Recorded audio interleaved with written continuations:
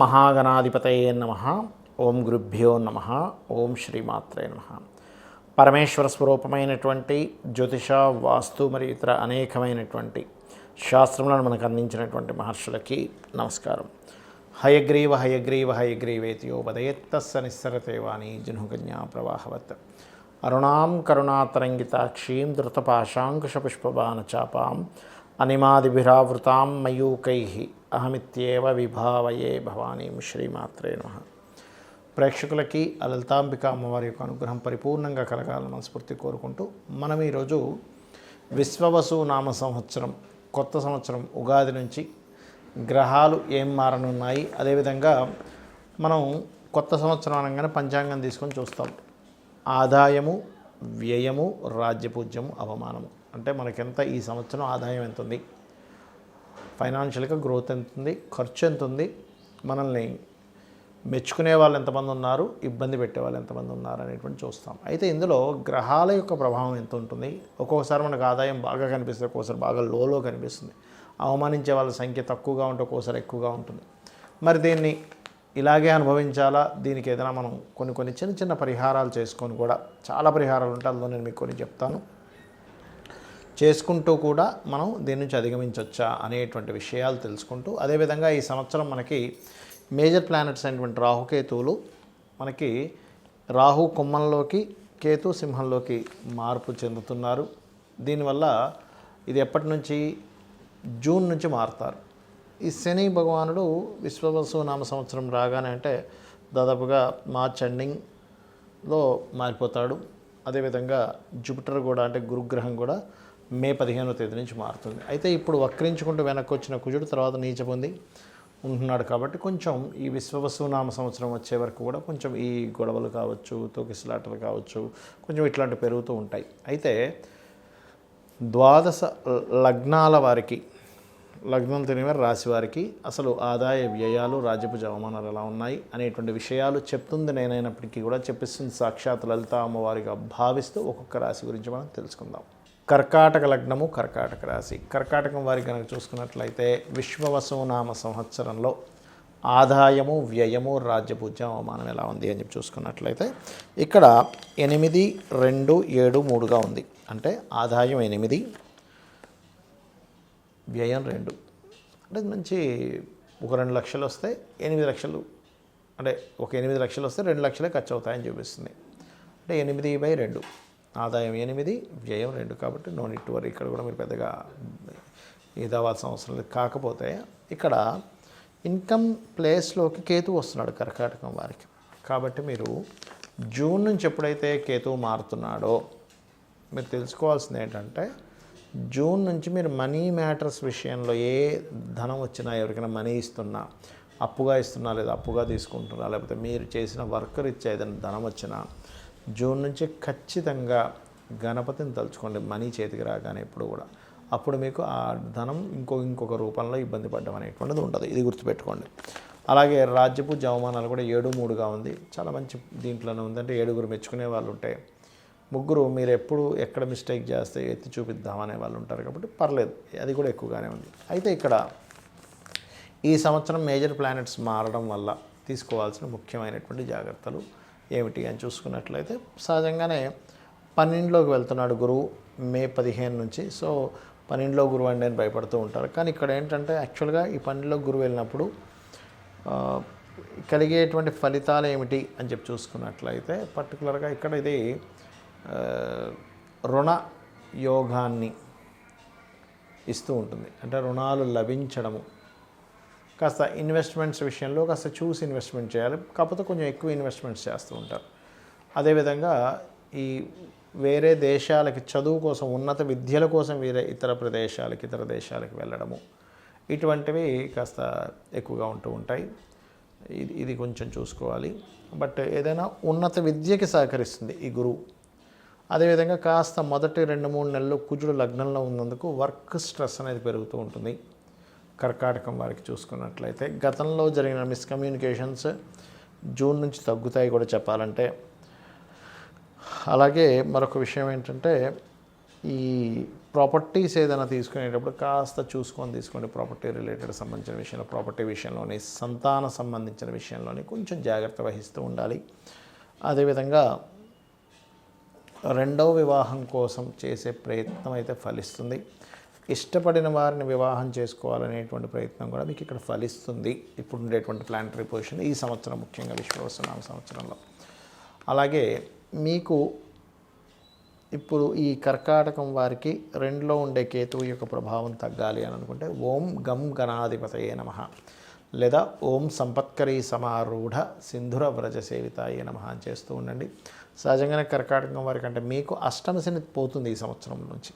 అంటే విశ్వవసునామ సంవత్సరం రాగానే అష్టమంలో ఉండే శని భాగ్యంలోకి వెళ్ళిపోతాడు. అయితే ఎంతైనప్పటికీ కూడా అష్టమాధిపతి భాగ్యంలో ఉండడం వల్ల లాంగ్ జర్నీ చేసేటప్పుడు కొంచెం తండ్రి గారి ఆరోగ్య విషయంలో జాగ్రత్తగా ఉండండి. మీరు నిత్యము కూడా స్కందుని యొక్క ఆరాధన చేయండి. ఓం స్కందాయ నమః నామస్మరణ చేయండి. కాకపోతే మొదటి 2-3 నెలలు విశ్వవసునామ సంవత్సరంలో మొదటి 2-3 నెలలు కుజుడి యొక్క ప్రభావం మీ మీద పడకుండా ఉండాలి అంటే కనుక గోవులకి క్యారెట్స్ తినిపించడము, అమ్మవారికి కుంకుమార్చన చేయడం చేయండి. అన్ని విధాలా మీకు బాగుంటుంది. ఇక్కడ ఈ శని యొక్క మార్పు వల్ల చాలామంది చూసుకునేది ఏంటంటే ఏలినాటి శని వస్తుంది కదా, లేదా అర్ధాష్టమ శని వస్తుంది, అష్టమ శని వస్తుంది, లేకపోతే శని అయిపోతుంది అని కొంతమంది హ్యాపీగా ఉంటే, కొంతమంది ఏమో రాబోతుంది అనేటువంటి దాంట్లో ఉంటారు. అందులో ముఖ్యంగా మేషం వారికి ఏలినాటి శని రాబోతుందని, మీనం వారికి రాశిలోకి వచ్చాడని శని, కుంభం వారికేమో శని ధనస్థానంలోకి వెళ్ళాడని, వీళ్ళ ముగ్గురు కొంచెం మార్పుని గమనిస్తూ ఉంటారు. అయితే ఇక్కడ మీకు చెప్పేది ఒకటే, శని ఎక్కడున్నా అంటే మీ జన్మజాతకంలో ఎనీ హౌస్ గుర్తుపెట్టుకోండి, ఆ హౌజ్కి సంబంధించిన విషయంలో కొంచెం స్ట్రెస్ అవుతూ ఉంటుంది. గుర్తుపెట్టుకోండి, లగ్నం నుంచి ఎన్నో స్థానంలో ఉన్నా. కాకపోతే కొన్నిసార్లు ఏమవుతుందంటే మీకు కొన్ని సందర్భాల్లో ఈ శని భగవానుడు ఇచ్చేటువంటి రిజల్ట్స్ ఒక్కోసారి పాజిటివ్గా కూడా ఇస్తాడు. గుర్తుపెట్టుకోండి, ఎప్పుడూ నెగిటివ్గా ఉంటుందని రూల్ లేదు. కాకపోతే పాజిటివ్గా ఇవ్వాలి అంటే మీరు చేయవలసింది ఏమిటి తెలుసుకోండి ముందుగా. ఇక్కడ ఇంకొక విషయం చెప్పి నేను మీకు పరిహారం చెప్తాను శనికి సంబంధించిన విషయంలో. ఒకటి, శని నడుస్తుంది కదా వివాహం అవ్వదు అనుకుంటే తప్పు. శని భగవానుడు నడుస్తున్నాడు కదా, ఎక్కడా కూడా మీకు వివాహంతో పాటు సంతానం కలగదేమో అనుకుంటే కూడా తప్పు. రాజకీయంగా రాణించాలనుకుంటే కూడా తప్పు. ఎందుకంటే ఇక్కడ ఎప్పుడు కూడా శ్రమకారకుడు. ఉద్యోగాలు వస్తాయి, వివాహాలు అవుతాయి, రాజకీయంగా రాణించడం జరుగుతుంది, సంతానం కూడా కలగడం జరుగుతుంది. కాకపోతే ప్రతిదీ కూడా కొంచెం స్ట్రెస్ఫుల్గా వెళ్తూ ఉంటుంది, పెయిన్ఫుల్గా వెళ్తూ ఉంటుంది. ఇది కొంచెం చూసుకోవాలి, గుర్తుపెట్టుకోండి. మరొక విషయం ఏంటంటే ఇక్కడ గమనించుకున్నట్లయితే ఈ యొక్క ప్రభావం ఏదైతే ఉందో శనికి సంబంధించిన ప్రభావం పర్టికులర్గా మీరు ఎవరైతే రెగ్యులర్గా అంటే ఏలినాటి శని, అర్ధాష్టమ శని, అష్టమ శని నడిచేటువంటి వారు, లేదా శని దశ నడుస్తుంది కొంతమందికి ఆ శని దశ, శని మంచి పొజిషన్లో ఉంటే మంచి ఫలితాలు కూడా ఇస్తాడు, బ్యాడ్ పొజిషన్లో ఉంటే ఆ 19 years ఆఫ్ శని దశ ఇబ్బంది పడుతూ ఉంటారు. దీనికి పరిహారం ఏమిటి అంటే, ఫస్ట్ ఆఫ్ ఆల్ మీరు నిత్యము ఉదయము సాయంత్రము దీపారాధన చేయడం ప్రారంభించండి. ఒకటి. రెండవది, వీటితో పాటు ఇందాక మనం చెప్పుకున్నటువంటి ఏలినాటి శని, అర్ధాష్టమ శని, అష్టమ శని నడుస్తున్నటువంటి వారు మధ్యాహ్నం పూట నిద్రపోకండి. ఇది చిన్నపిల్లలకి, స్త్రీలకి, లేనట్లయితే ముసలి వాళ్ళకి ఇది వర్తించదు. యువకులకి అంటే దాదాపుగా ఒక 15 years ఆఫ్ ఏజ్ నుంచి దాదాపుగా 50 to 55 వరకు కూడా ఇది మధ్య వయస్కులకి కూడా ఇది వర్తిస్తుంది. యువకులకి, మధ్య వయస్కులకి కూడా మధ్యాహ్నం పూట నిద్రపోకండి. ఇక నైట్ డ్యూటీస్ చేస్తాము, పొద్దున్న కాసేపు నిద్రపోదామంటే దట్ ఈస్ డిఫరెంట్ థింగ్. మీరు నైట్ డ్యూటీ చేసే వాళ్ళ గురించి కాదు ఇది. కానీ రెగ్యులర్ డ్యూటీ చేసేవారు ఈ సమయాల్లో నిద్రపోతే మీకు ఎఫెక్ట్ ఇస్తుంది, శాటర్న్ యొక్క ఎఫెక్ట్ ఇస్తుంది. లేదంటే పొద్దున్నే 4 o'clock లేస్తానంటే నేను పని ఉంటుంది, మధ్యాహ్నం కొంచెం పడుకోవాలంటే దట్ ఈస్ డిఫరెంట్ థింగ్. అది. మూడవది ఏంటంటే గోవుకి ఎక్కువగా బెల్లము తినిపిస్తూ ఉండండి.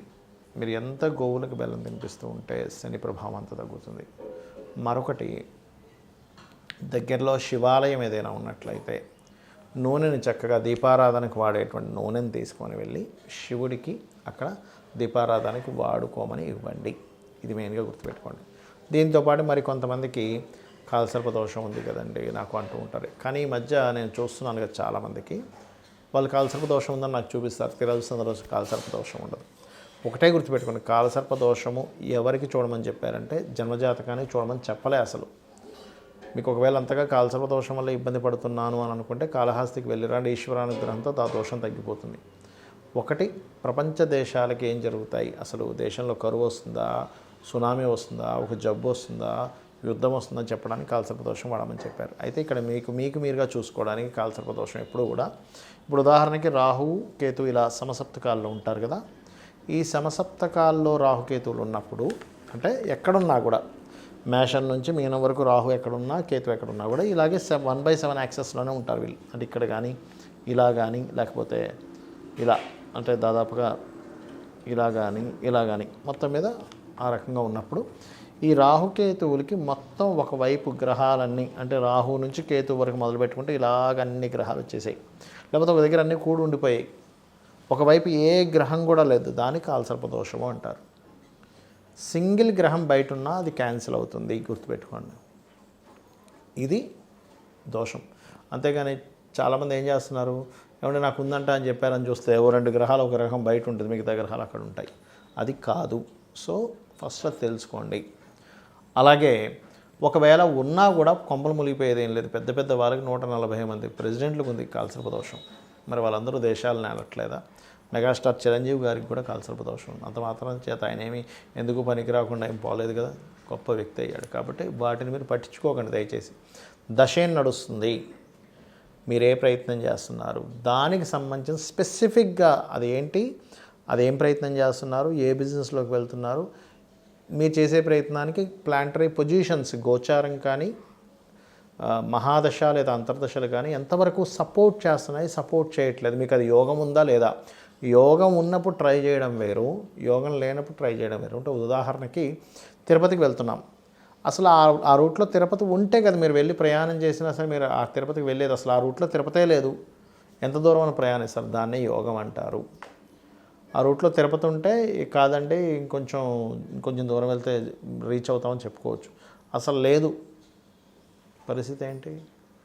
కాబట్టి ఏంటంటే ఇక్కడ నేను చెప్పేది ఒకటే, మీరు నిత్యము లలిత అమ్మవారి యొక్క స్తోత్ర పఠనం చేయండి, ఖచ్చితంగా మీకు అన్ని విధాలా బాగుంటుంది. ఆ లలితాంబిక అమ్మవారి యొక్క అనుగ్రహం మీకు పరిపూర్ణంగా కలగాలని, ఈ విశ్వవసు నామ సంవత్సరం మీకు అన్ని విధాలా బాగుండాలని కోరుకుంటూ శ్రీమాత్రే నమః.